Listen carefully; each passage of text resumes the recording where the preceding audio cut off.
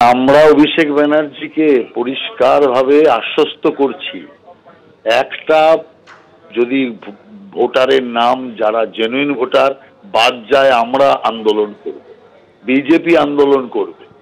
অতএব চিন্তার কোনো কারণ নেই। ওরা তো বৈধ ভোটারের জন্য চিৎকার করছে না, ওদের যত আতঙ্ক তা হচ্ছে বাংলাদেশ থেকে আসা মুসলমান অনুপ্রবেশকারীদের নাম বাদ হয়ে গেলে, রোহিঙ্গা মুসলমানদের নাম বাদ হয়ে গেলে, মৃত ভোটার এক লোকের নাম 5 জায়গায় ভোটার, এগুলো যদি বাদ হয়ে যায় তো তৃণমূলই বাদ হয়ে যাবে।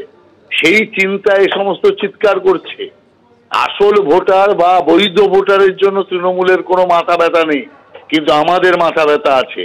সেই কারণে অভিষেক ব্যানার্জিকে বলছি, আপনারা কি আন্দোলন করবেন? বৈধ ভোটারের নাম বাদ যাবে না, আর যদি যায় বিজেপি আন্দোলন করবে। অতএব সেই জন্য আপনাদের এসব নিয়ে আন্দোলন করতে হবে না। আপনারা এসআইআর কে ঠেকানোর আন্দোলন করছেন, সেই ঠেকানোর আন্দোলনে আপনারা পথে নামছেন, আবার বড় বড় কথা বলছেন বৈধ ভোটার নিয়ে। অতএব যারা রাস্তায় নেমে এসআইআর সম্পর্কে মিথ্যা প্রচার করে মানুষের মৃত্যু নিয়ে রাজনীতি করছে, তাদের মুখে এই সমস্ত কথা মানায় না। ধন্যবাদ রাহুল দা।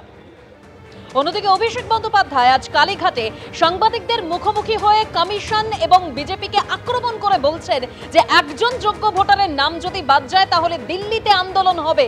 তৃণমূল থাকতে কেউ ভয় পাবেন না, কারো নাম বাদ যাবে না।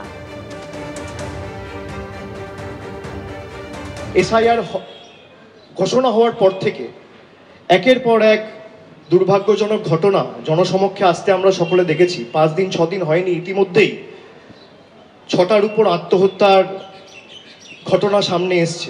আমরা যেটা প্রথম দিন থেকে বলেছিলাম যে একজন যোগ্য ভোটারের নামও যদি ভোটার তালিকা থেকে বাদ যায়, তৃণমূল কংগ্রেস এই আন্দোলন দিল্লির বুকে নিয়ে যাবে। কিন্তু যেভাবে বাংলার মানুষকে মৃত্যু মুখে ঠেলে দেওয়া হচ্ছে, এই কারণেই আমরা এদেরকে বাংলা বিরোধী বলি, এই কারণেই আমরা এদেরকে জমিদার বলি। আর প্রকৃত যদি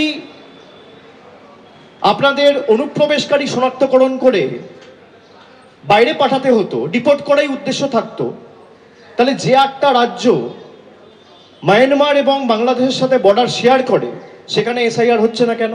এর প্রশ্ন তো ইলেকশন কমিশনও দিতে পারেনি, বিজেপিও দিতে পারেনি। কুলপির ক্ষেত্রে 2002 এর ভোটার লিস্ট নেই, আপলোড যেটা করা হয়েছে সেটা 2003 এর রোল। আপনি কিভাবে এসআইআর করার কথা বলেন যেখানে ইলেকশন কমিশনই অপ্রস্তুত, যেখানে আপনি প্রস্তুত নয়? আপনি কত বিধানসভায় 2002 এর ড্রাফট এবং ডিজিটাইজড একটাও ইলেকটরাল রোল পাবলিশ করতে পারেননি। সেখানে আপনি বলছেন 2002 এর ভোটার তালিকা বেঞ্চমার্ক। এ দায় কার? ভারতবর্ষের স্বরাষ্ট্রমন্ত্রী ঠিক করবে? নোটবন্দি করে মানুষ এদের 303 থেকে 240-এ নেমেছে, আর এবার ভোটবন্দি করতে চেয়েছে মানুষের 240 থেকে 100-তে নেওয়া হবে।